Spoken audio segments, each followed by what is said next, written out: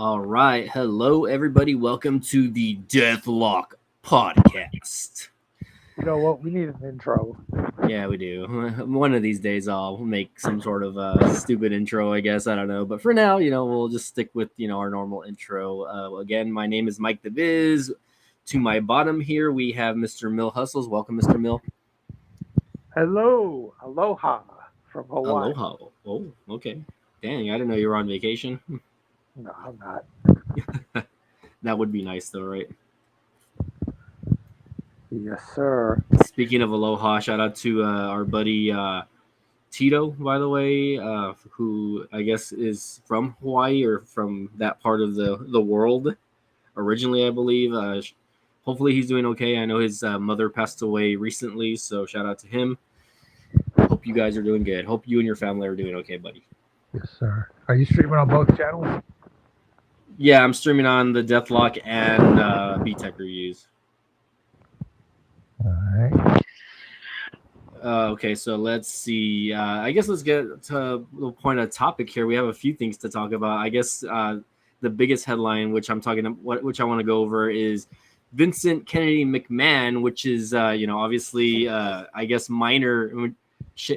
minor majority holder of TKO, and holds pretty much like 49% of the shares that WWE had. Or has for the company is now going to be selling off his portion of it. Now I don't know if he's selling off like everything. I know he was selling off a good chunk of it though, or they want to sell off a good chunk of it.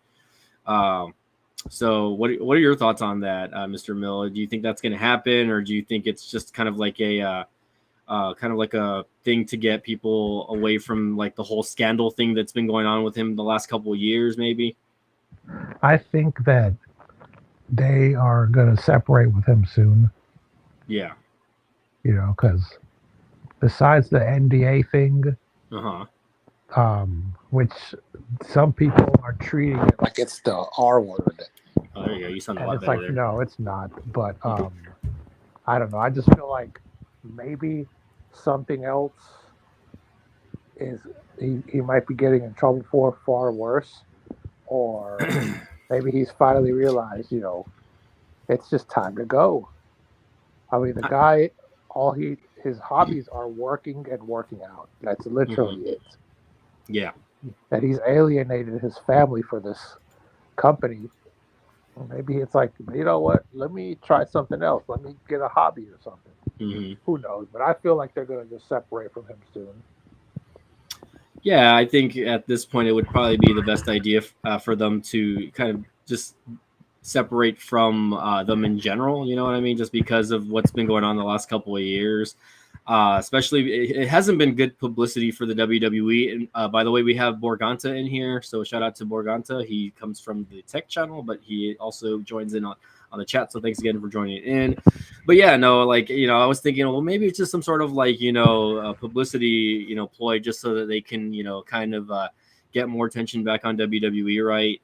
But at the same time, it's like we all kind of know that that I feel like they just did bring him in just to kind of I guess finish with that merger or get that merger done, and then him eventually leave. I thought that was always the plan. But in this case, a lot of people thought that he was going to kind of have some sort of creative control with the company, which he still does, obviously, right? Vince is still the top guy for the WWE portion of TKO, but at the same time, like the guy's like 78,000 years old already. Doesn't really have what he had as far as in the head 25 years ago. It's a lot different now than it was then. Especially with just how the world and everything has changed. Social media has changed everything, right? Kayfabe is kind of dead now. There's very few people that are really like still doing the whole kayfabe thing. Very few wrestlers, at least. But yeah, I think it'll be an end of an era for him and WWE. I think once these other deals get going, Fox moving back to the USA Network. Monday Night Raw possibly moving to FX, right? That's what I've been hearing, and NXT moving to the CW, which we'll talk a little more about later on. Again, all these deals, again, they're making lots and lots of money, right? I think Vince just needs to, tuck his tail between his legs, take his money, and walk away, right? Let somebody else take over. Let the bigger greedy corporations take over, I guess. But I it's don't, what it like I is. said on our last episode, I don't believe for a second that he's completely stepped away from creative. I don't believe it at all. Yeah. I mean, okay, they're saying the word wrestling again, whatever. How do Hmm. we know that he didn't say, look, you can say wrestling to make the mark think that I'm completely away from creative? I don't believe that at all. Yeah. And No. Vince hates that word, Oh but yeah. when he stepped away before, um, when he supposedly retired, and they Hmm. started saying words that he banned, including wrestling. Yep. Um, yeah, I feel like he just said, "Go ahead and say wrestling, wrestle, wrestler, all this shit, just to make people think I'm not here no more." Right.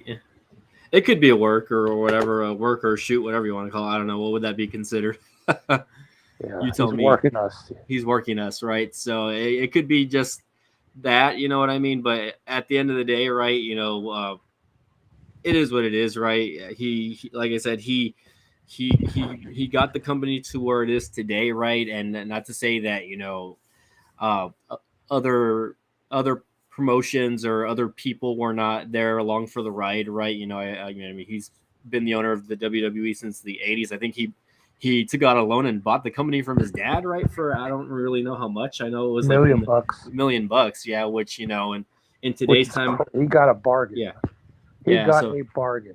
yeah, I haven't really researched the reason why it was so. I know his dad was sick. yeah, I don't really know the reason why he sold it so low because Gorilla Monsoon hmm, was a stakeholder hmm, with Vince's dad, yeah, and that was a hot territory up north. In the Northeast, when yep, Bruno Sammartino, a little bit of history, y'all, hmm, was the champion, like they were drawing like sellouts nonstop, especially in the Garden. yeah, So it's like to sell a company that's for just $1 million, there has to be something behind that. But yeah, yeah, he risked everything he had. I think he put his house up and everything, and yeah. I mean, he that's pretty crazy. yeah, he it was a risk that he took, and it paid off. But Hmm. besides that, you know, yeah, a lot of people helped contribute to the success of that company. But at the end of Yep. the day, those people didn't risk their money or livelihood like Vince Hmm. did. Yeah. And just seeing what the company transformed to from the early '90s to the mid '90s to late '90s, obviously with the Monday Night Wars, and pretty much defeating the competition, buying out the competition in the early 2000s, and basically being really the only main promotion besides obviously TNA, which was the other North American promotion that was happening since what 2002, I believe that's when they started airing. Don't get me. You can correct me on that if you want. I'm not 100% sure. It was June Yeah, oh because 02. I don't fully remember. I just remember watching a little bit of it, and then I got over it. I was just like, this is just WCW 2.0, but with like much older wrestlers that no one really cares to see. So that was They should, I think a better name for them would have been TNC. TNZ. TNC, C as Oh, in cat. okay, TMC, Yeah, TNC TNC. because they're not competition. They're not going to. I like that, right? Um, so yeah, pretty much, that they pretty much were the only competition until recently, basically. I mean, you can look at other promotions. ECW, not really in that era, right? Got bought out by WWE as well. Vince bought out the rights. I'm pretty sure Paul Heyman got a nice little paycheck, but it probably wasn't as much as he probably should have gotten. But hey, he's been an employee of the company ever since then, and so I'm sure he's not complaining too much. Um, it's just going to be interesting to see, once he does finally exits and rides off into the sunset, I guess, especially other podcasters not talking about Vince McMahon. I think he's kind of been a pretty hot topic of conversation for the past couple of years already. And for him to just finally leave, I feel like a lot of people are going to be relieved and just say, like, good riddance. You know what I mean? Like, I don't hate Vince for what it is, right? I enjoyed watching him during the Monday Night Wars. His rivalry with Stone Cold. That that turn with Bret Hart, at that pay-per-view. I forgot what it was called. I know it was in Montreal though. The Montreal screw job, basically, right? Yep. Which is funny because like they could have handled it like so many other ways. Like even Bret, if you watch like the documentaries, like even Bret Hart has said like that, that he would have dropped the belt to anybody else except Shawn. You know what I mean? And he would have like been happy if it was like a disqualification, and then he just doesn't show up, and Vince just makes the announcement saying, "Hey, Bret had to vacate the title. He's no longer with the company, etc." Yada yada yada. Right? Things to that nature. But the way Vince went about that, right, was just kind of shady I to begin mean, with, the right? thing about it is that had he done that, which you just suggested, Yeah, like vacate the title, it's like, dude, everybody knew already he was going to WCW. yeah, Like he had been signed already. and that's because Vince had told him to go to WCW also, Yeah, because he but like, couldn't. who knows, like how long before that he actually signed the contract? A couple Yeah, weeks, maybe, because Vince supposedly couldn't afford to pay him no more. But yeah, honestly, I have to. I have seen a lot about the Montreal Screwjob, mm-hmm. And the finish was supposed to be a double DQ apparently. Oh, But as okay. far as after that, I haven't heard anything about what would have happened. But that's kind of the WWE's fault. If I would have known that a guy's contract is about to come up, I told him Mm-hmm. he could sign with the competition, and I'm Yep. officially signed while still the champion. Maybe you should have got the belt off of him sooner. Yeah. Yeah. As I mean, soon as it you could have happened encourage sooner. the guy to go sign with the competition, and he Yep. says, "I'm going to," that's what you need to take the belt off him immediately. Mm-hmm. Yep. I definitely agree. It should have happened a lot sooner, or it just should have Nobody been talks done about a that. different way. Like nobody. I'm gonna ask a couple of folks that I know that were there. Mm-hmm. I'm gonna ask them why didn't they get the belt off of him sooner? Right. Like, did he sign 24 hours before the fucking thing or what? Like, it's just weird. I don't ever remember anybody talking about that. I mean, I'm pretty sure that. Well, pretty sure that any contract signing had to have happened after that specific day, right? Because I mean, had I been in that situation, and yeah, hindsight being 2020, everybody's an expert in hindsight. yeah, That match with Shawn at Survivor Series never would have happened, but I'm glad it happened yeah, because that gave us the Mr. McMahon character. yeah. And even though like it ended really shitty, especially for Bret Hart's side, because he really didn't have much of a career after that, especially in WCW. Yes, he had a few accolades. He was the world champion for a little bit, United States champion a couple times, and then he got his career ended by Goldberg. But the fact is, like like you're saying, yeah, it was an iconic moment, but it did escalate McMahon into a character that we just love to boo and love to hate so much, right? And of course, we can thank the anti-hero guys like Stone Cold Steve Austin for kind of pushing the agenda and making it fun to watch also, right? Making it fun to hate your boss. Even though during that time they were still losing the Monday Night Wars, Yeah, that 83-week run, they had a better product. WWE had a better product. Oh yeah, no, I agree. I think another thing that kind of fucked them was that they were still taped. Yeah, but as you can see, eventually that backfired because WCW was giving out results to people. Yep. But then when Tony Schiavone said, I heard that Mick another Foley iconic moment is gonna win their championship. Yep. Millions of people said, "What? Fuck Yeah. y'all! I'm gonna go watch this." Yeah, I think in a sense they kind of fucked themselves over a little bit, just because that could have been something that they could have just kept their mouth shut about, right? I mean, I don't know. I thought that was a trashy move, but if I knew that something like that was gonna happen, yeah. And again, hindsight being 2020, I would have never ever brought that up. I would have told whoever approved that or whoever told me to do that, like, you sure you want to do that? Yeah, and what's funny about that? I think as a kid, I was watching that live when, and I guess I was just happening to watch WCW that night, probably because every now and then I would kind of like alternate from WCW to WWE, and some weeks I would watch the entire show, and the other weeks I would skip whatever. But I was watching WCW that night, and I was like, yeah, you're right. I mean, if anyone that watched that show ended up flipping the channel and putting it on whatever the hell channel, I think it was still USA back in the day. I mean, Um, when it came to flipping back and forth, yeah, I did that myself. hmm Millions of us did, yeah, but I just always was more interested in the WWE yeah. products. I think what I would used to do also is I would set my VCR and I would record one show and I would watch the other one and then I would just watch the other show like the next day, like after I got out of school or something like that, or if it wasn't too late, because I think Raw back then was only like what 2 hours, so Yeah, it's like I think what I would do is I would record Raw and then I would watch WCW and then because I think at one point WCW was 3 hours if I'm not correct on that. Correct they me if were I'm wrong. 3 hours Yeah, they before were three Raw was. hours. Yeah, so they were 3 hours and From you 7 know p.m. to 10 p.m. Yep. Here's yeah. the thing, too. During those days, I used to get mad if I missed Raw.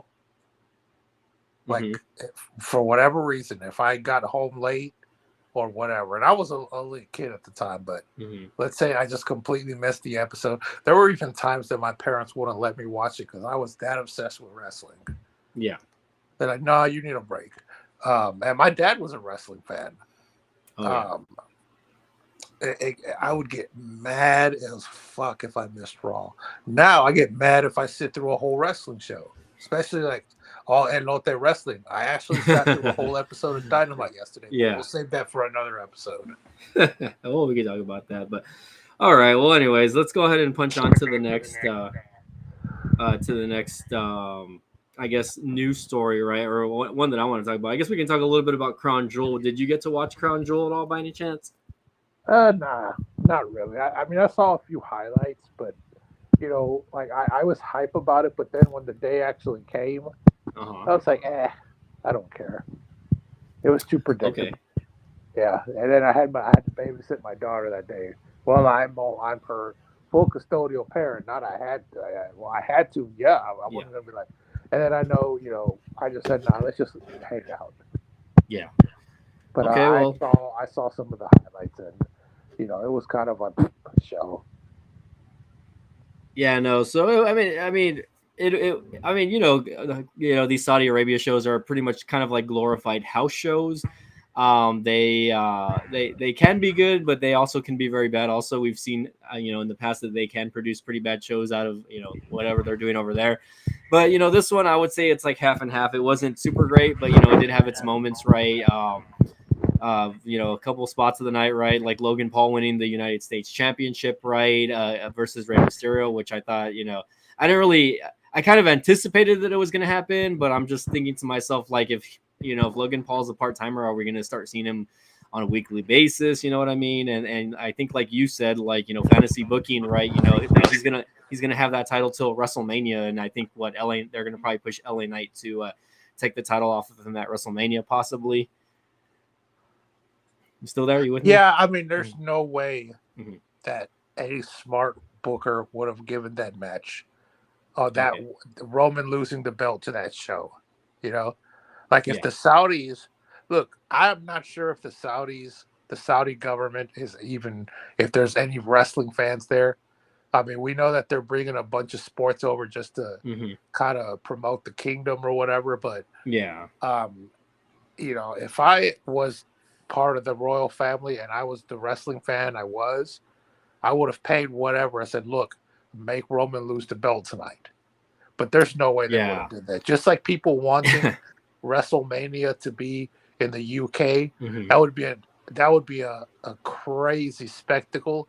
hmm But I just feel like the time differences would fuck up viewership. Yeah. Like they usually count who's watching live versus who hmm watches it on demand. Yeah. No, Did that's you really understandable. think that LA Knight would have won the belt? No, I definitely didn't think it was going to happen, and it's funny because like a lot of there's been a lot of speculation, or I guess somebody announced there's been announcements saying that Roman Reigns this is going to be his last match of the year, basically that we're not going to see him until possibly January at the Rumble, maybe. As far as a wrestling now, of course, he might be back for a couple appearances, but he's not going to wrestle. So I think that's what's kind of pissing a lot of people off, and that's why everyone's they should just take the belt away and give it to LA Knight, right? Let him run with it, even if he holds See, it just for a little bit. that's Mark. That's Yeah, Mark mentality. I mean, Markism. these That's what we people are call treating it him. like it's a fucking video game. Yeah. And it doesn't work like that. This is a business. Yeah. If you want to fantasy book some shit, go play No Mercy or something. That's the problem with the wrestling business now. Mm-hmm. I feel like it's a video game. It's Yeah. not even a TV show anymore. Well, at least the AEW side of it, you know what I mean? Them especially, yeah. Yeah, no one's buying Fight Forever, that's for sure. But I actually want to try that game. Oh god, I saw it at Best Buy the other day when I went to go look for a game because I had like a certificate, and I just like tossed it back in the dump bin over there. I was like, nope, I'm not in. Maybe if it's like $5 on like the PlayStation Store or something like that, I'll get it, but probably not. I won't ever waste money on AEW product like that, and that's because I think they were coming to San Antonio in December, and a buddy of mine was saying like, hey, you want to go to the show, or he was like thinking like, hey, we should go out there, but I'm just like, the way AEW's been, running, I think I would just kind of be bored. And then by the time they start recording Rampage, I just would be over it already. I'd be like, let's just go back to the hotel or let's go get something to eat. You know what I mean? Just because it's kind of like, let's go get some Burger King tacos. Right. Let's go get some BK tacos. It's just kind of exhausting to watch. You know what I mean? Like I want to watch it and I want to enjoy it. But at the same time, it's like, I don't know. It's I'll give AEW this. I wasn't particularly bored. Mm-hmm. A lot of it. It's good energy, but it's just Jesus, man. These wrestlers are so undertrained, and they just do too much. Mm-hmm. And it's just it's really bad acting too. It's just my God. Like I the problem with joining the wrestling business is that you can't watch any form of entertainment. You can't watch anything without being critical anymore. Like I would love to be able to just sit and watch it as a fan, but I have to wire myself to do that. Yeah, no, same. It's like, and like I try to do that. Like I've been friends with people that are like super hardcore like wrestling fans, and don't get me wrong, like I feel like I'm a little more than the casual wrestling fan, but for what it is, like I try to really stay away from dirt sheets and whatever else, and just try to enjoy the show, right? And for what it is, right? Even if the show is bad, I've always been that way. I've never tried to be like super critical on WWE or even AEW, right? But at the end of the day, it's like, well, if the product's shitty, I'm not gonna say it's not, right? But yeah, my Facebook account, which has been deactivated probably for 4 months now, 4 or 5 months. It's only been 4 months. Something like that. It's been a while. And, my longest time away from Facebook was probably 6 years. Mm-hmm. But anyway. 6 years? Yeah, I was gone a long time before. But the thing about it is almost, I'd say I have like 5,000 friends, but I also have 5,000 followers. So 10,000 people altogether had. They probably unfriended and unfollowed anyways, because you still can when you're deactivated. But what I'm trying to say is a lot of them are wrestlers on the independents that I've worked with before. And if I was to say these criticisms on Facebook, they'd be like, oh, you are in the business. Why are you hating? Shit like that. It's like, hey, my criticisms are fair. Yeah. I mean, I might sound harsh, but it's just, Dutch Mantel, like I said on the last episode, he liked the wrestling business when the marks were in the crowd, not when they were in the locker room. Yeah. Yep, that's true, and I think we see a lot of that in the fantasy booking that Tony Khan continues to place, and it's not really like, to me, it's like they don't really hype up matches like they should in that organization, right? I mean, they do what they can, right? But it's like when you're putting a pay-per-view together and it's like, you have 2 weeks to put a match together and, you put a Japan guy versus Kenny Omega or anybody else like that. It's just like, well, like, first of all, like people that some people don't even know who Kenny Omega is. You know what I mean? Yeah. Like not to knock on Omega, right? The guy is still considered one of the top tier wrestlers in the world, right? But it's like, okay, Kenny Omega versus I don't know, some Ishii guy from Japan, and no one knows because again, the casual wrestler here in the US is not going to know. Like that can Google and go watch like, you know, whatever matches on YouTube and be like, oh, you know, but like, Bro, you know, Japanese wrestling has fallen off so bad. yeah. I've never been. I've been extremely casual with New Japan wrestling because I don't know where to watch it. But it is. They have fallen off so bad. When Hmm. not Giant Baba, when Inoki was still alive, Hmm. when they were at their heyday, they had some good shit. Everybody went through New Japan. And now it's just like, what the fuck? What's the point of watching now? You know, Hmm. it's you know, somebody needs to go to Tony Khan. I've said this to nauseum. They need to take the his pen and his pad away from him, hand him a video game controller, and say, "Go play your video games over there. We're gonna write a wrestling show." Yeah. That's what it seems like. But they're not as boring as WWE is. I'll give them that. Yeah. Like Jesus Christ, dude. I mean, I can't say anything because I don't watch that portion of wrestling to begin with. So, but you know, a lot of people would consider a lot of things more entertaining than WWE. Like Morganto over here saying it's bad wrestling when the show is more effective than a sleeping pill at putting you to sleep. Which, you know, a lot of times I've fallen asleep through a lot of WWE Raws and SmackDowns. Right, I'll fall asleep halfway through, and I'll wake up like towards the end of the show, and I was like, what did I miss?" You know what I mean? Man, honestly, it's been years, like years.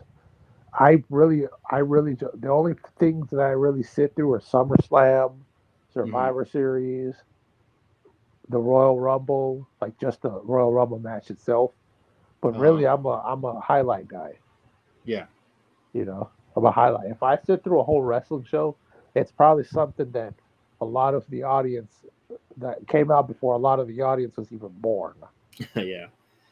Yeah, same here. You know, I go to, you know, I went to that WWE live event a couple weeks back, and you know, you see like 5-year-olds, or you know, you see people your age with their kids, and you're just like, man, dude, these kids don't even like they don't even know like how good wrestling was back then, and you know, maybe it's just like a different perception because when we were kids, you know, like we were like maybe we thought it was good, and maybe it wasn't good, you know, maybe it was Oh, just like our watching perception. the Attitude Era, Yeah, for example, like yeah, like knowing what I know now, yeah, like if we're gonna talk about the wrestling itself, it was a lot of shit, like a lot yeah. of crap. Hmm. But the characters, the storylines, is what made us enjoy it so much.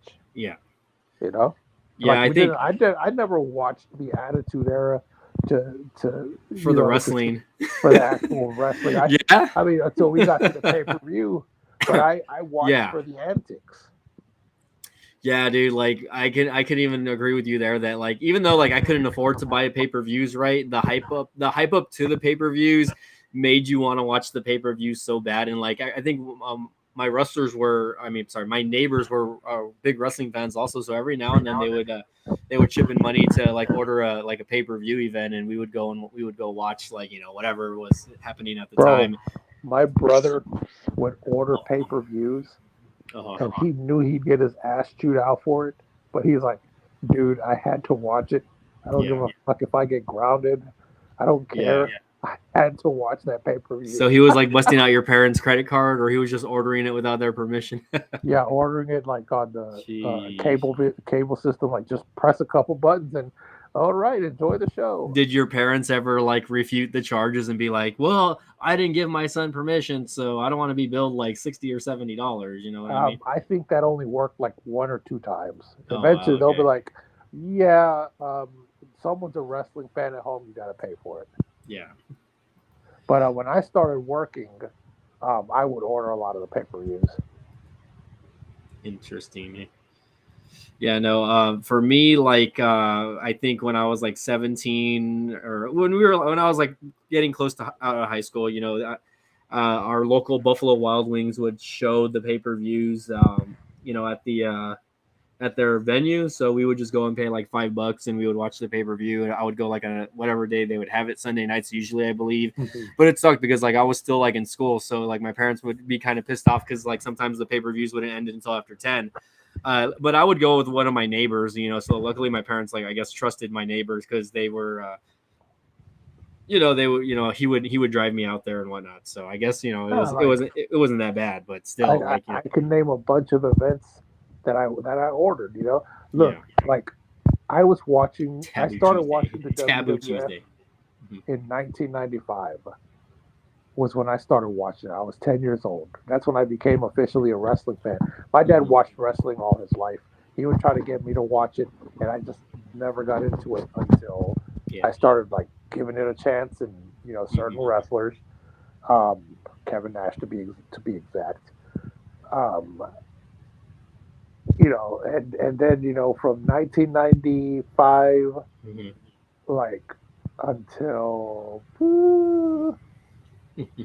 late '96, I quit watching wrestling because I Yeah. got bored of it because the product sucked. And then Yeah.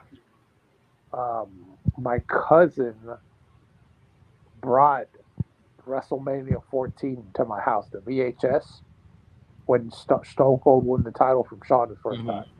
And Okay. I said, let me watch this. Yeah. And I was like, holy shit, this is some good shit here, Yeah. you know? Um, and this was in like 1999 when when I saw this tape. It was like a year old already. Mhm. I started watching wrestling full time again when just like Royal Rumble '99, I would say, is when I became a full time wrestling fan again. Yeah. And then I watched all through '99, all through 2000, all through 2001, and Mhm. then like right in like first quarter 2002 when the NWO came in, I quit watching wrestling until like shit, like to right before Eddie Guerrero died. Oh wow. I started watching it again, and then Chris Benoit died. Then I got Yeah. bored again. I didn't watch wrestling full time again until like 2007, 8, 9, 10, 11. I saw Shawn Michaels versus Undertaker or Triple H versus Undertaker in the Mhm. Hell in a Cell with Shawn, Yeah. and that's like the first pay per view I saw in like 5 or 6 years. And Yeah. then That's I pretty quit crazy. watching again. And then it wasn't until like 2014, 2015, I started giving wrestling a chance. So it's been very, very, very on and off for me. Yeah. Like the Uh, product gets so bad, I just don't even care to watch it.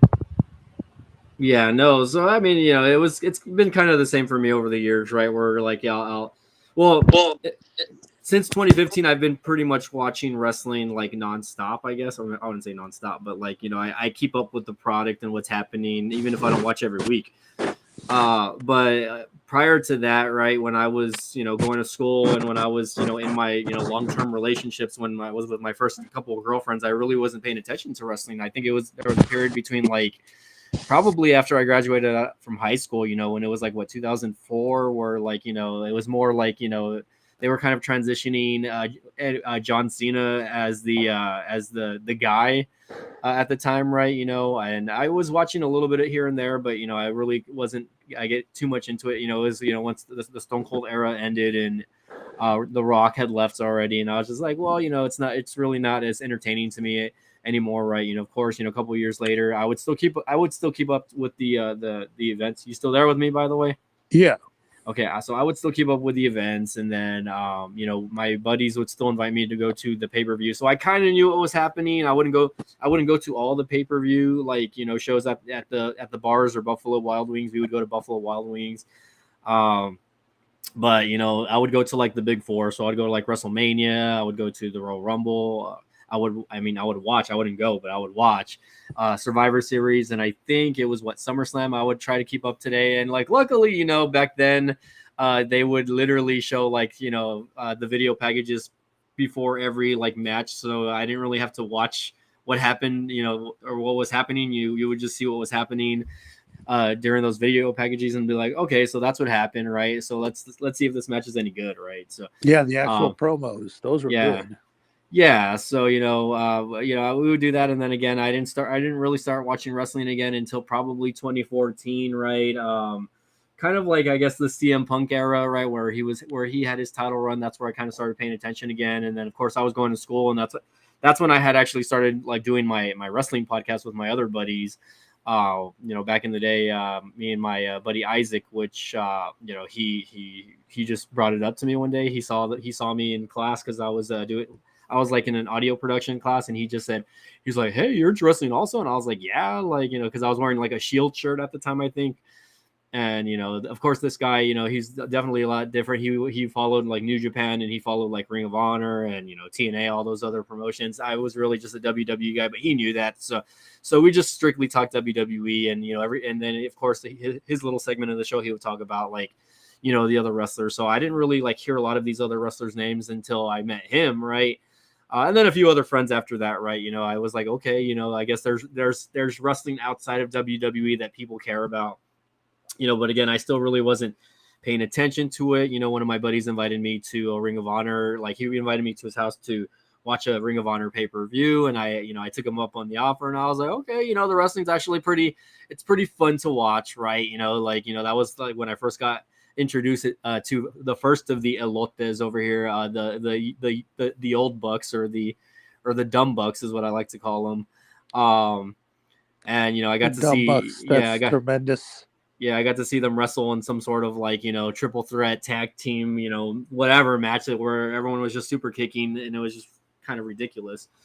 Anyways, going forward, I've just been kind of keeping up with the product ever since, right? Even if I don't watch it every week, thank you to, I guess, apps like Hulu, which, at one point, when I was working my full-time job the last couple of years, I was working like 1 to 10 shifts, so I would unfortunately miss Raw, but luckily it was on Hulu the following day, so I was able to Speaking just of kind of watch. Hulu, Yep. I'm probably on my 5th or 6th free trial with them. Oh, really? You're on a free trial? Yep, ad-free plan. Uh-huh. Yep. Oh shit, that's Man, pretty there was crazy. a time though, man, that like it didn't matter what the promotion was. Uh-huh. If I saw wrestling on TV, I would watch it. Like that was during the Monday Night Wars. Oh Like yeah. if there was somebody that was not none of the big three, I would still watch it just because wrestling was so hot at the time.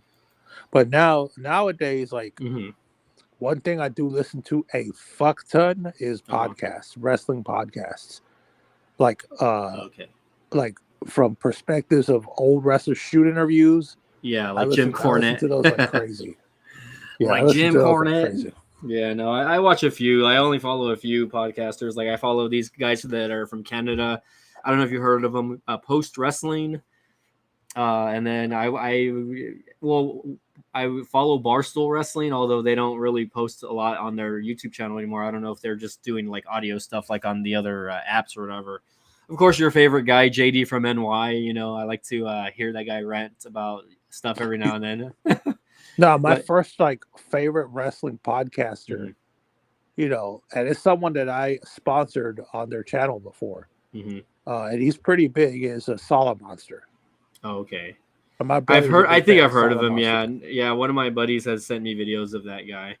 Yeah, he's pretty good. I like him. Okay, hold on. My friend says it's raining outside, but I'm like, I'm doing a podcast, bro, so I can't go look outside. What the heck? It's raining outside. Whoa. But yeah, we got kind of off track. So what's the next subject? Yeah, of course, right. This is a scripted podcast, anyways, right? So besides the Logan Paul winning the U.S. title, right? There was obviously something that happened during the match, and I think if you guys go back and watch the match, I really didn't pay attention during the match, and I didn't really catch that. But I think Rey Mysterio was kind of doing a springboard like moonsault, and Logan Paul was actually supposed to catch him. But I guess, Logan Paul was a little too far back. So Mysterio literally almost landed on his head, right? And the guy could have broken his neck. Luckily, Logan Paul, I guess, caught the mistake, right? And he kind of lunged forward, and he kind of put himself at risk also, because apparently he's had some like leg or knee issues. And he caught Mysterio, right? And of course, like, if you go back and watch the replay on that, Mysterio was already like sticking his hands out, luckily. But, imagine if he wasn't. And imagine if Logan Paul didn't, wasn't in that spot, But again, if you go back and watch Stevie Richards, analysis of that, he kind of put a little bit of the blame on Logan Paul also because Logan Paul should have been a little more, a so little he bit went closer. over that. Richards went over that. Yeah, Okay, Richards did go over that. Yeah, so Richards basically saying would, that it is partially Logan Paul's fault also because he should have been a little bit closer to Mysterio when he was doing the salt. So now, did it was Stevie Richards say, even though he had some fault, uh-huh. this is what good training is all about? He caught the mistake on time because that could have been disastrous. Did he say that? I don't necessarily recall him saying that, but I just do remember him kind of commending him for at least for him putting his body on the line and making sure that Mysterio didn't get hurt, right? Because again, Paul could have gotten hurt as well during that match or during that spot. But see, I would if I knew I was going to save a guy from getting paralyzed and it meant I was going to tear my knee up somehow, I would have did it. But it happens. Mistakes happen. The timing was off. It was obviously off in that. Yeah, no, it was. I think it was just, I think it was a very fast paced in the moment, spot where, maybe again, Paul wasn't thinking and he was a little bit distracted or something happened and he just decided or it just happened. Right. Luckily, nothing worse came of it, and Mysterio... I can't imagine the relief that Rey Mysterio felt after that match. Because, all these guys go into these matches and they don't know what's going to happen. Mm-hmm. We've seen some pretty ugly shit happen. Mm-hmm. That guy that Rey Mysterio was wrestling in Mexico that died during that match. Oh yeah, the what is his name, Pedro Aguayo or something like that, right? His son, I think, Pedro Aguayo Jr. Yeah, Darren Drozdov. I remember when that happened, also, man. That Draws getting paralyzed in a match. Yeah, he breaking his neck or getting paralyzed as well, right? He ended up passing away. That shit, it happens. It's crazy, but yeah, I need to definitely watch that because Stevie Richards, he would know better than us because he's actually wrestled. I've only taken bumps. I know how to take bumps. I know how to run ropes. I know how I know how to properly throw someone out of a ring. Yeah. But that's I think it was a pretty short analysis, but I think it was pretty short and to the point, like what he was talking about. So I mean, again, he it could have been disastrous, and let's move on from that. So again, another point I wanted to talk about was Cena losing his match. So at Crown Jewel again, Cena losing again and just continuing the losing streak against Solo Sikoa, right? It's been 2,000 days since he's won like a singles match or something like that, which I think over the last 4 or 5 years we've already known that Cena has been kind of out the door and close to retirement. I mean, that's getting there. He's that's a tradition, man. Yeah, I don't think there's anything wrong with it. I kind of respect Cena for doing it a little more because, right, he was, I mean, majority of his career was just winning, and it was kind of the same where, it was, and a lot of people had the perception back then that he was kind of burying the younger talent also, right? Because a lot of people were losing to him at the same time, but he was WWE's top guy even back then, right? So it's like having Roman. It's like having Roman Reigns lose to Logan Paul or, whoever is young in the business right now, right? At the end of the day, if my check is going to be bigger for working with John Cena, how's my check going to look if I win or if I lose? If it's going to look the same, I don't care. You know what I mean? Yeah. That's just me, though. But, I mean, I know he'll eventually start getting some wins again. Like if he wrestles actually on TV, but like you said, he's got a foot out the door. Yeah, I don't think there's nothing wrong with that. Longer. I don't know if he'll be there this week or if that's it. Like he's going back to work in Hollywood. I don't know. Yeah. Yeah, no, it's understandable. I thought the 15 spikes. I thought that was too much. Yeah, I think that was a little. I feel like that makes the move look like a little. It looks. It's a strong looking move, but it's a little weak. It's like giving 16 super kicks. It's like, man, just do 1 or 2 or 3. Like if he would have just did 3 in a row like that, I thought that would have been more effective. But that's just opinion. Yeah, it's like being like the Young Bucks and just doing a super kick like a bajillion times. Yeah. So what's next? All right, what's next? Well, whatever you had mentioned, I think that was the point of topic that I wanted to talk about. Let's see. So you wanted to talk about AEW fans making excuses Jesus, like they're for the bad blaming product. they're Yeah. blaming sports political debates on low ratings. Like if your show is good and it has competition like that, sure you're going to lose a Mm-hmm. few viewers, but they'll come back. They'll Mm-hmm. DVR it. No, these people are not coming back. That's the thing. Yeah. Their audience is shrinking more and more and more. Stop Yeah. making excuses. I know y'all want them to succeed. I want them to succeed. If you're in Yeah. the business or you're a fan, you want them to succeed. You want options. You don't want a monopoly anymore. But it's just like y'all need to oh fuck it. I'm at a loss for words about it, man. You Mm-hmm. know, like get snap back into reality. Yeah. Yeah, no, it's understandable, and I mean, you see it with like the ticket sales that AEW is producing, where like they basically just have to like buy like it's buy one get like 10 free or something like that, just to get people, to go and watch their show. So it's kind of ridiculous, like that they can't even keep people to watch, to stay and watch, that third hour of Rampage or whatever like that, and then the Collision shows just being super bad. So That their we got momentum. who in the house over here, by the way, just turned off the Bears game. I wasn't paying attention to Thursday night football today, but we got Latrizzle in the house. The Trizzle. No, man. Latrizzle, whoa. It's not special no more. AEW their first Yeah. 2 years had Yeah, I incredible think they momentum. peaked. Yeah, they peaked. Once they peaked when CM Punk signed, and then once CM Punk signed, and then he got hurt. The first couple of times, it just kind of fell off the road, or whatever you want to call it, fell off the tires or fell off the ball or they dropped the ball on a lot of aspects of what the show could have been.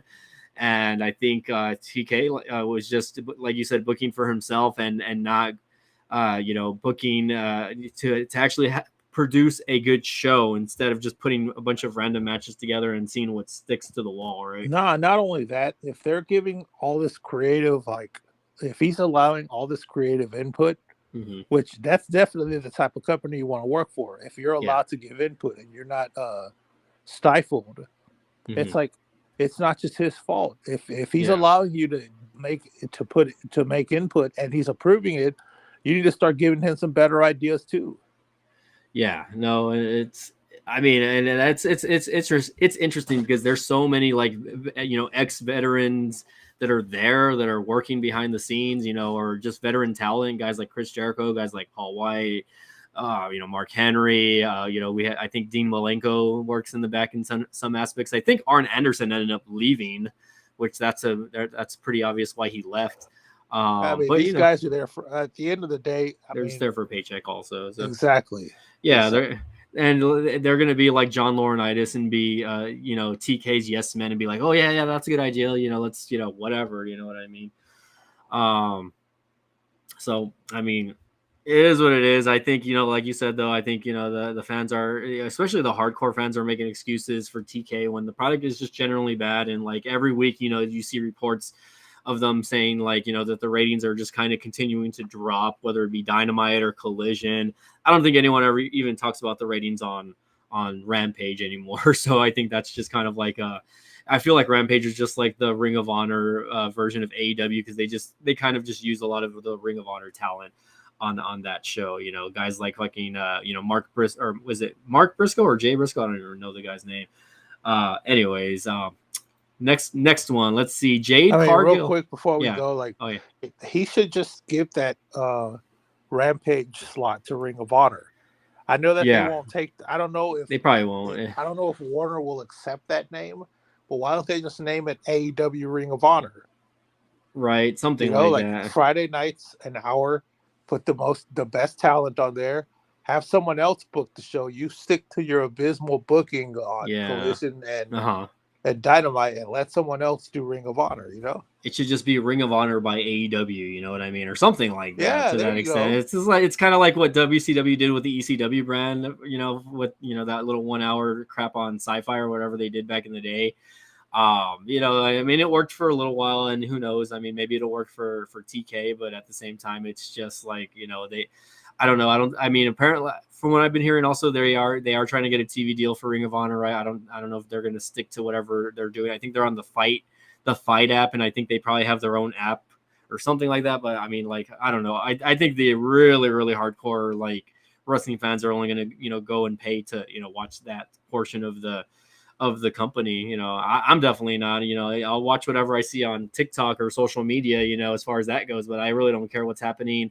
Don't know half the talent. I mean, I know a few of the talents like Ember Moon, right? Ember Moon, aka Athena, right? Who, what the heck? You know what I mean? Like, I mean, honestly, like I don't know how true the rumors are, uh-huh. but I would never ever create a whole TV show Yeah, just because one part yeah, of wrestlers didn't get mm-hmm. along with the other ones. I tell y'all work together or go home. Yep, yeah, You that could be know, that also. I mean, Vince McMahon didn't make the brand split because Triple H didn't get along with Eddie Guerrero. Yeah, yeah, no, I mean Let's for try sure. something different. That's what it sounds like. I don't know how true it is, but Mm-hmm. if that's the fact, then it's like and of course, if the network wanted more programming, that's another motivator. Cool, Mm-hmm. but that's just like that's the narrative that goes around, and if that's part of the reason the second show was created, it's like it's like you need to like tell your boys like, hey, look, y'all don't have to like each other personally, but y'all have to like each other professionally. Yeah. It's true. I mean, it could have happened like that with with the Elotes after Brawl Out, but that's not what happened, unfortunately. And now we know. Now we see what's happening, and of course, there's a lot of rumors that's happening that's saying that CM Punk will be at Survivor Series in Chicago. In Chicago in a couple of weeks. That's right, Latrell. Chicago Series, or I mean, Chicago Series, Survivor Series will be in Chicago in a couple of weeks. So if you don't go to the show, then I will be disappointed in you. Is all I'm going to say. I mean, Okay. look, that's gonna be cool for a pop, a Yeah. couple of ratings here and there, but and I'm a CM Punk fan. Don't get me wrong. I'd love Yeah. to see him have one more run in the company he had the most success in, but Yeah. it's like if it happens, okay, cool. We got a pop for a night. We'll have some boosted ratings for a little bit. Yeah. What's next? I mean, you're not wrong. I mean, who knows? Who knows how long the excitement of CM Punk being there will last, right? I mean, especially with so much with WWE just having so much talent that they really just don't know what to do with anymore. I believe it's very. I feel like it's very hard for them to book shows, but it has been getting better now that the McMahon era is gone, and Luttrell is saying that he might go to the show. So I would be super stoked out if he goes and sends like photos and shit like that from the event. So I And think then people that are like hardcore CM Punk fans, hardcore wrestling fans in general, it's like, mm-hmm. um, don't have your hopes up. Do you Yeah. know what I mean? Mm-hmm. Yeah, I mean, I'm not expecting it, but like so many little things have been happening. Like I think they've been reporting saying that they changed his status on the WWE like alumni webpage and whatnot. Just little things here and there, little nuances. Like over the last couple of weeks, also they've been kind of cutting, whether it be like Seth Rollins or Shinsuke Nakamura, they've been kind of cutting promos that have been lines that CM Punk have said in the past, right? Little things here and there to kind of like hint that, hey, it could happen, right? Even like the commentary people, it's like people are catching these little things, right? So I think that's pretty interesting. Um, let's see. Latrell says those tickets aren't worth it. So no, I'm not. I just say I want to. Okay, so he's not going to go. That would be pretty cool if he ended up going though. If you end up going and getting like nosebleed section seats, just that would still be cool. So, but okay, moving on. Right, the next thing was Jade Cargill and Big Checks, which this one I really wasn't aware of. Yeah. I don't know if it was just a random tweet or Mm-hmm. responding to someone, but she said, Yeah. "Why wrestle if my big check clears every week?" Mm-hmm. And a lot of people had mixed reactions about it. You know, some people were like, "Hey, that's how you play the game. You Mm-hmm. know, work as little as possible, and make all the money you can." Yeah. And of course, some people are like, "Oh, well, you should be wrestling more because you're getting paid to do it." Yeah. You know, it's like, you know, the wrestling purist might be upset Mm-hmm. about a comment like that. You know, saying, "Oh, you're just treating it like it's a business when it's an art form or whatever." Yeah.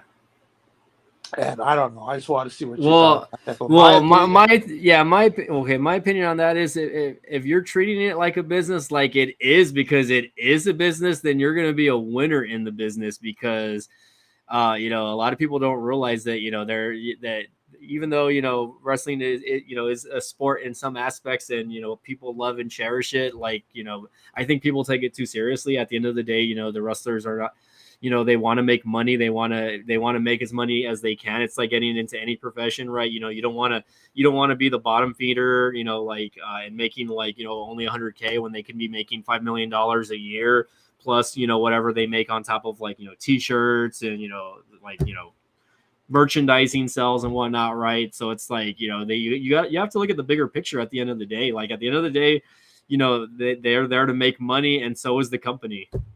yeah.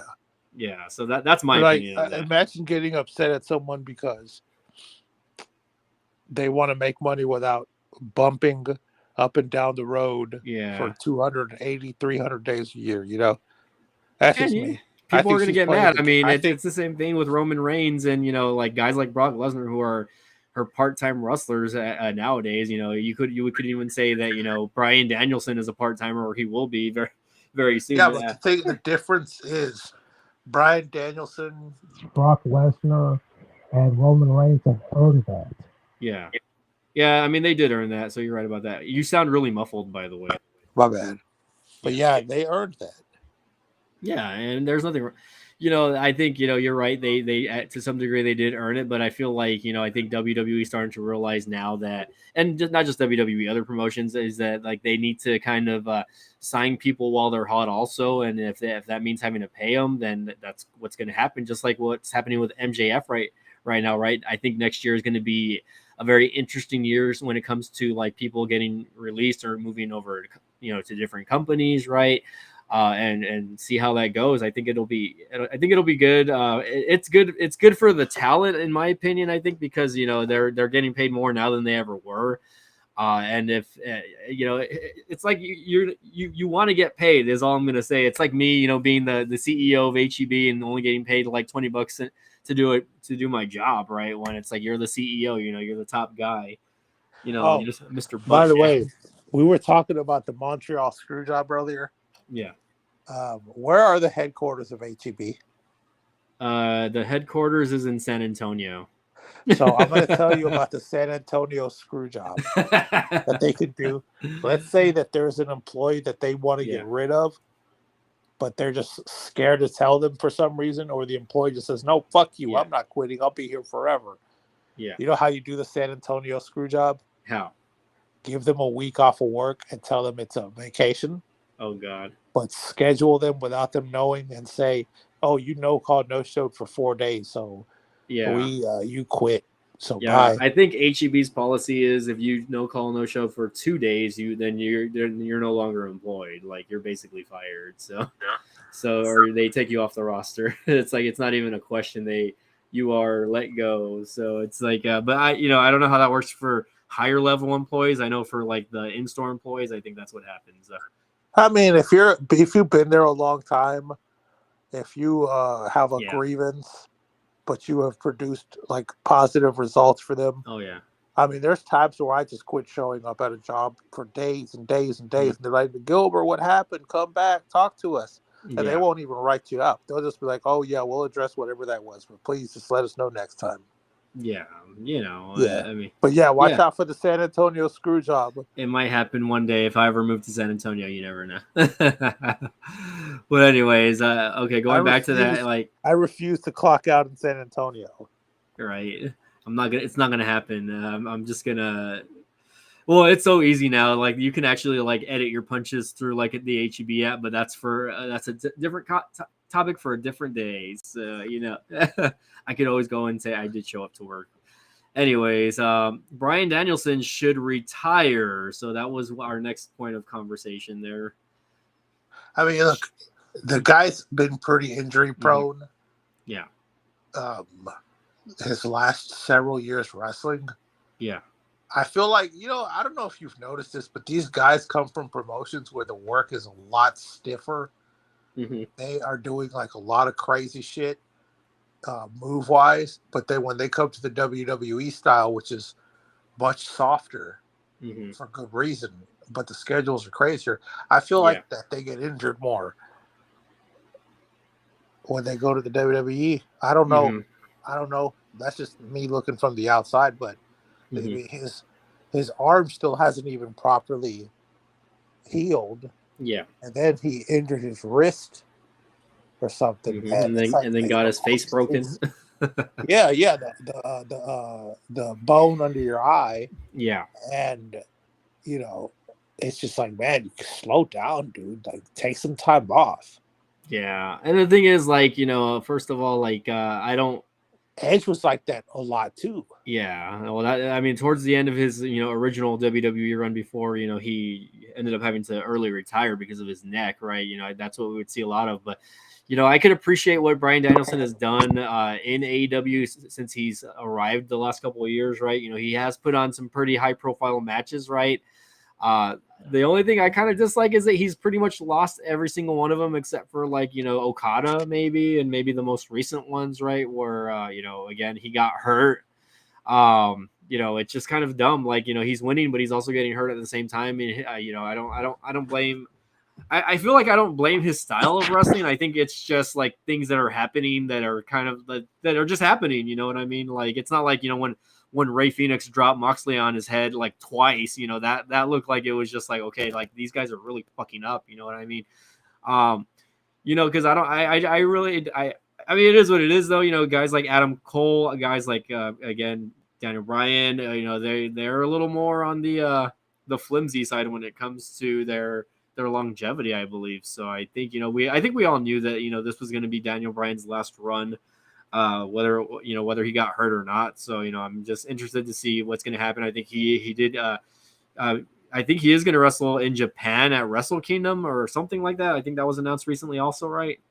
Dude, like, Daniel Bryan, man.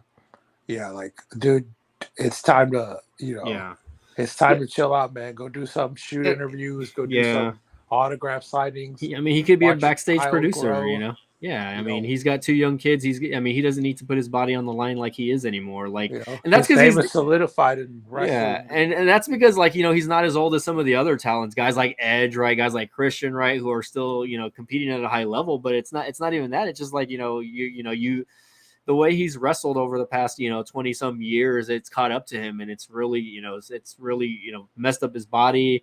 Whether it be his head. Do you get what I said earlier though? Like, I guess, like, why do these guys do these insane moves in New Japan, Ring of Honor, TNA, these crazy ass matches, but when they come to the WWE, it's like they get injured all the time.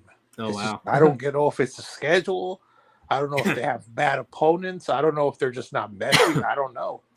It could be also because they have a kind of like a bigger schedule when it comes to the actual wrestling. So, if they're transitioning, from the style that they were doing on those other promotions, that I can see why they're getting hurt so easily, as well. But again, what can we say, right? I mean, it's a contact business. I think people are going to get hurt at the end of the day. Like, I know somebody got hurt on Raw. I think it was Raw that somebody got hurt. I don't remember exactly who. I think it was during that match with Ricochet and The Miz, and one of those guys got hurt. I think Ricochet ended up getting hurt. Look at guys like Moxley and even Kevin Owens. When Moxley was the WWE, Kevin Owens there now. But, I spoke about this on our last show, that these guys will wrestle for years and ignore their nagging injuries to an extent. And they'll never be off. They just keep going. They're just the most dependable people. But then when they get injured, they're out for like forever.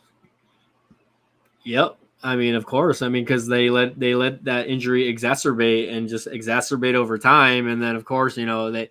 I mean, once it's to the point where your knees falling off, or you're losing a Yeah. foot or something like that. The Undertaker. I'll give you an example of the Yeah. Undertaker. When he was doing the Ministry of Darkness thing, Uh-huh. he was wrestling with a pulled groin. Yeah. And then he had that match where the tag team buried alive match. Mm-hmm. Where it was him and Big Show against Mankind and I think The Rock. And even though they won that match, he ended up tearing his groin. Oh wow. Which was already pulled, and he was out until the American Badass gimmick debuted. Mm-hmm. Yeah, and I know he also wrestled with like a broken foot in that Hell in a Cell match versus Mick Foley. Also, he had a broken foot the entire time. Yeah. So but these guys, some of these guys are carved from a different tree, man. Like they'll work injured. They'll do what they can to keep the match going or to just keep the feud going, right? Because they know how important it is for them to get those those pay-per-view buys or put butts in the seats. That pay-per-view bonus. Look at Bray Wyatt when he wrestled the Undertaker at WrestleMania. He was wrestling with a damn near shattered ankle. Yeah. And you saw after that match, he disappeared from TV for like 8 or 9 months. Yep. I mean, yeah. I mean, it's crazy how long sometimes they're out, but again, sometimes the surgery and the rehab does take time, right? I think and I can attest to having an injury, right? I'm still not fully recovered from the BK Taco motorcycle incident that happened last year, right? When I was driving to get some BK tacos on my little scooter, and then boom, we'll was see. That where you messed up your shoulder? No, I was just literally riding around a few blocks away from home, and I just, I think what happened was I braked wrong, and my back tire slid out from underneath me, and I fell with the bike, and unfortunately I landed on my shoulder, right, which my shoulder just hasn't been the same since. I landed in it, and then this right here snapped. so I was out of work for about 4 months, so I didn't get surgery, but the physical therapy was a pain in the ass. It's probably the most painful stuff I've ever had to go through in my life physically, having to rehab the shoulder, right? But I hear that like it's worse with like leg injuries, like knee, ankle, foot, whatever. Like those are the hardest ones to kind of like get over. So I'm just like, damn, I'm so glad that I didn't mess up my knee, because I did fall on my side. So I did land on my knee and ankle also, right? But luckily nothing happened there. I just, was able to, just walked away with some scratches. I have a lingering ankle injury that never really healed right. And it's gotten to the point where my foot has molded to how that injury happened. Uh-huh. So now I walk like a duck. Like my feet are spread out. Yeah. And I can't be on it for way too long because it's just the pain is just unbearable. But I still suck it up. Mm-hmm. But yeah, eventually you got to get that shit taken care of. What's next? It fucking sucks is all I'm gonna say. So, let's see what's next. Let's see. We have a few points of topic. NWA TV deal is in jeopardy, or I wouldn't say it's in jeopardy anymore. It's already kind of out of jeopardy. Well, that whole thing with Father James Storm and that sniff angle, the cocaine. But that's the thing, though. I don't know if they actually had the deal or not. I've noticed that a lot of the dirt sheets will just make shit up and it'll just go viral. It's always done that. It creates narratives. Mm-hmm. But now that NXT is going to CW, I really doubt that they're going to want to have a rival wrestling promotion on the same channel. I highly doubt that. So, if anything, that's going to fuck them out of that deal. If that deal was in place to begin with. Yeah, no, I don't think. I think they were probably in talks, but I don't think there was ever like a concrete deal when it came to. That's the thing. Nobody's confirmed if there's actually talks, though. Yeah, well, you're talking about NWA though, not NXT. Yeah. Because I know the NXT thing is more of a real thing than the NWA. No, the NXT thing got announced. Yeah, that was announced. So I mean, I'm pretty sure it's possible that Corgan was in talks with the CW because I mean we had that had already been flying around the media for a couple of weeks already, I think. But again, who knows if that's really the real reason why the CW execs kind of scrapped off them doing that. I Well, the was thing here. is, we don't know if that cost in the deal yet. Yeah, But the thing I want to know is, was the deal ever really in place? Because I don't remember true. Billy Corgan confirming that. Yeah, because I was also hearing that they're part of the reason why they wanted NW, or they were, I guess, trying to push for NWA was also because like Billy Corgan apparently has some other reality show going out or something happening with him where he was doing a reality show that they wanted to kind of put on the CW as well. So I was hearing also that they wanted to just put NWA on the CW app, which is you can download the CW app and just stream the show, obviously, right, instead of airing like live television shows, I guess, or even just like reruns I mean, or if that's the taped. case, unless he's getting paid to do that, that's Yeah. pointless to me. Mm-hmm. But now, if he's getting paid, then by all means. Mm-hmm. Yes. No. So I mean, we'll see. We'll see how that goes. I can't confirm any of these rumors, though. Right? They're all just rumors at the end of the day. So. Hey, who writes the HEB Observer? Who writes Pete the Meltzer? Observer? It's me. It's Mike DeBitt, man. I'm over here changing all the backgrounds because I'm trying to like get my hair in the shot because you can't really see my hair because it's kind of blacking out, but it's whatever. But yeah, it's one of those deals where I would love to see the NWA because I feel like they have such kind of a rich history going back like I don't know how long, but still like I just feel like it's not ready to be put out there on TV just yet. So I mean, maybe if they throw them out like on a specific app, right? Maybe Netflix will pick them up, or even Hulu. I mean, I don't think that it's against the realm of possibility that they have. But here's the thing about the NWA. This is the issue. I sat through an episode of Power, for the first time, and they had the same problem that everyone else is having except the WWE. They have a bunch of wrestlers that need more training. Yeah. And then they wonder why we don't have Jade Cargill wrestling just yet, right? Because she's still training. She's still a little. She's still green. Dude, she is not ready for that stage yet. Yeah. There's no way that they were going to hire her without making her go to the performance center. Yep. I mean, I'm positive. If your style is different, if you come from like when WCW got bought out, of all people, Rey Mysterio was sent to OVW. Shockingly. And it's probably just to get his timing right, because he hadn't wrestled in like a year and a half. He was under that AOL Time Warner contract. Yeah. So it's probably just to get his footing back. But like, I don't care how long you've been wrestling. When you go to the big time, there's a very strong chance you're going to get sent down to developmental, not to develop, but to learn the style of that company to get your timing right. I think the only person in the last, I can't remember how long, that's debuted straight to the main roster was AJ Styles. Yeah. Yeah, there's not a lot of people like him that have just kind of transitioned from one company to the other without being like said like that. But that says a lot about guys like AJ Styles also, that he knows how to work. So yeah. So yeah, I'm positive we'll probably see Jade Cargill either at the Rumble or by the Rumble. You know what I mean? Who knows how long that tape? I mean, the thing is they've been kind of showing her here and there. Like I think she's going to be on SmackDown. I think I'm not 100% sure, or maybe NXT. I wouldn't be upset if she was going to be. I think they said she'd be on Raw. Okay, so I would, if she's going to be on Raw and they're not going to put her in NXT on TV, doesn't mean that she's not on there. Look at Braun Strowman. Yeah. Before he debuted, you never saw him on NXT TV. He was kept hush hush. Yeah, and that's true. And you never know; they can start throwing her in like dark matches, on or they can just start her on, doing house shows as well. Just to get those reps. They would do. I don't even think they. I know they still do dark matches. Yeah. But I mean, like for tryouts and stuff, I don't think they do those anymore.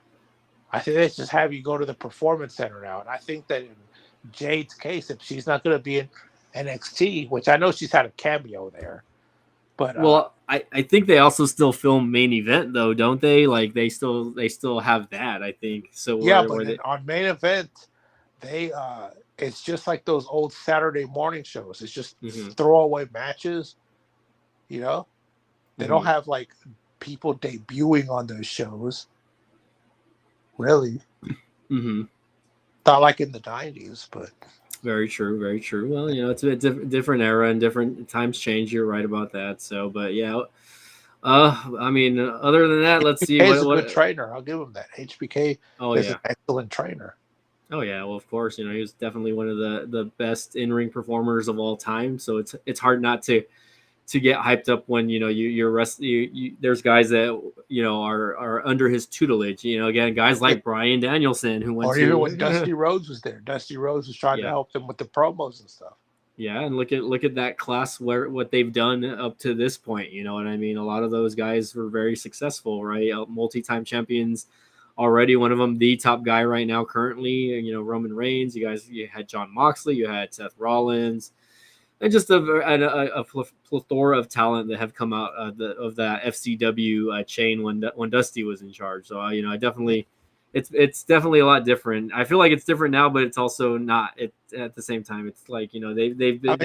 there you go. Look at John Moxley. Look at Seth Rollins. Mm-hmm. Like they both came. Like Seth Rollins came from Ring of Honor. Yep. Former world champion there. Yeah. What's his name? John Moxley came from Combat Zone Wrestling, Mm-hmm. which is mostly hardcore, but they have regular wrestling matches and stuff. Those guys were both veterans, and they still made them go through that farm system. Yeah. And it's pretty crazy that they brought a guy like Moxley in from a promotion like that. I always wondered about that. I was just like, man, But I mean, I guess they saw something in him that they really liked. So obviously, yeah, he was gaining a lot of traction on the indies. He was buzzing.